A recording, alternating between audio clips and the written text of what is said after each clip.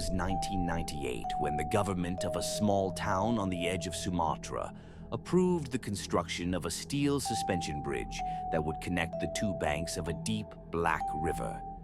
The villagers had long avoided crossing that river at night. For generations, they used old ferries during the day and told children never to play near the water once the sun set. The elders whispered of inhabitants living beneath the surface, shadows that waited in silence, watching. But progress came like it always does, with men in helmets, machines roaring, and blueprints rolled out across tables. To the engineers from the city, the river was nothing more than an obstacle, and the villagers' warnings were dismissed as folklore.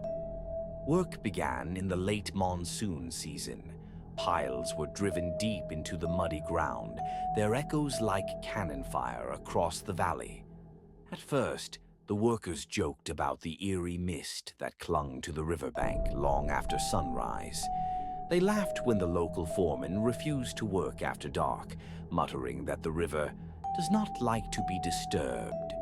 But the laughter grew thin after the first incident.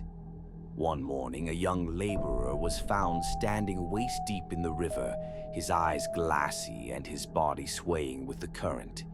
He had no memory of how he got there, only that he had woken up with whispers in his ears and a terrible coldness in his chest. The men told themselves it was exhaustion. Still, after that day, they locked their tents carefully at night. Weeks passed and the bridge's skeletal frame began to rise above the water. At dusk, the unfinished structure looked like a dark ribcage protruding from the river, as though some enormous creature had been trapped mid-emergence. The locals avoided even looking at it. The chief engineer, a stern man named Santoso, ordered floodlights to be installed so construction could continue after dark. The first night the lights were turned on, something strange happened. Every bulb flickered, then glowed blood red for a few seconds before returning to normal.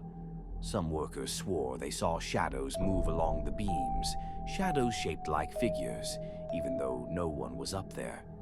Santoso dismissed it as electrical interference, but many laborers refused to work the night shift afterward. By the second month, accidents had become routine. A welder fell from the scaffolding, his harness inexplicably cut clean through as if sliced by a blade. Another worker disappeared entirely, his boots found on the riverbank pointing toward the water. Machinery malfunctioned in ways no mechanic could explain. Engines sputtered to life when no one touched them, cranes swung without wind, and ropes snapped under invisible strain. Santoso grew furious, calling his crew superstitious fools. But at night in his private quarters, he too began hearing the whispers, low voices beneath the sound of the river, calling his name, urging him to look down into the black water.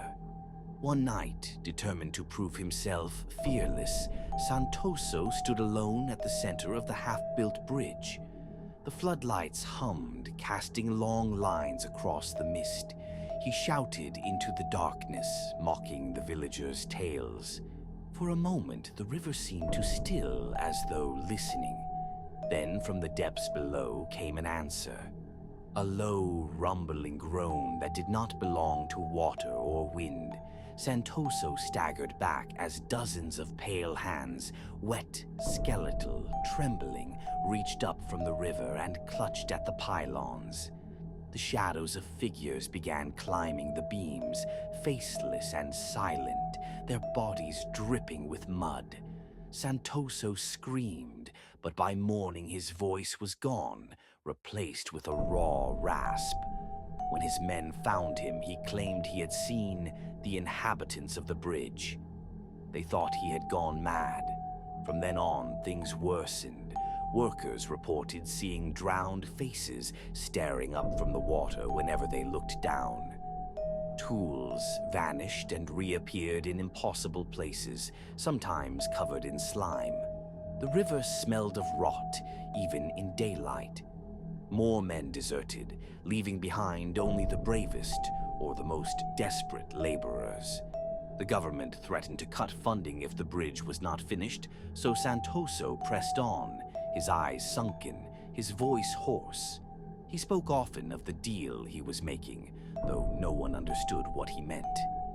The final stage of construction was to connect the steel cables across the span.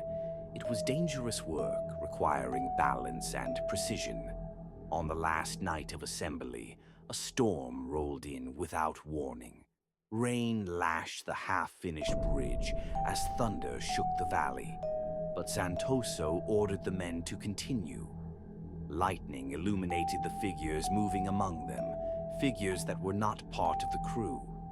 For every living worker, there seemed to be another climbing beside him, faceless and drenched, whispering in voices only half heard.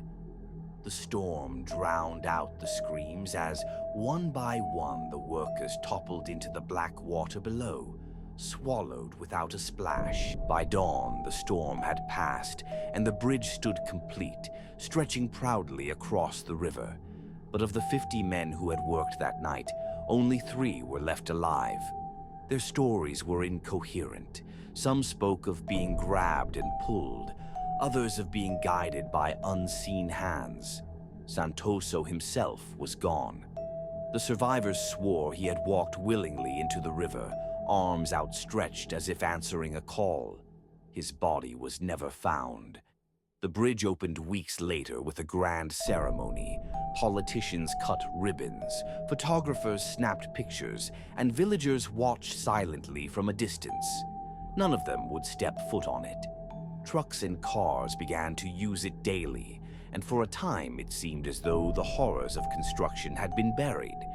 But at night, drivers reported strange things: headlights dimming without reason, radios filling with static and whispers, and pale figures standing in the middle of the span, vanishing before impact. Some vehicles were found abandoned halfway across, doors open, engines running, but no sign of their passengers.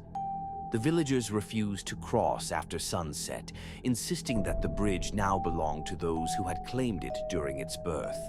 They called it Jembatan Berpenghuni, the Inhabited Bridge. The government dismissed such rumors, but the number of accidents could not be ignored. To this day, locals tell travelers never to look over the railing while crossing at night. For if you do, they say, you will see faces staring back at you from the black water below, and feel the urge to join them. And sometimes, late in the foggy hours before dawn, the sound of hammers and chains can still be heard echoing across the span, as though the construction never ended, and the inhabitants continue their endless work in silence.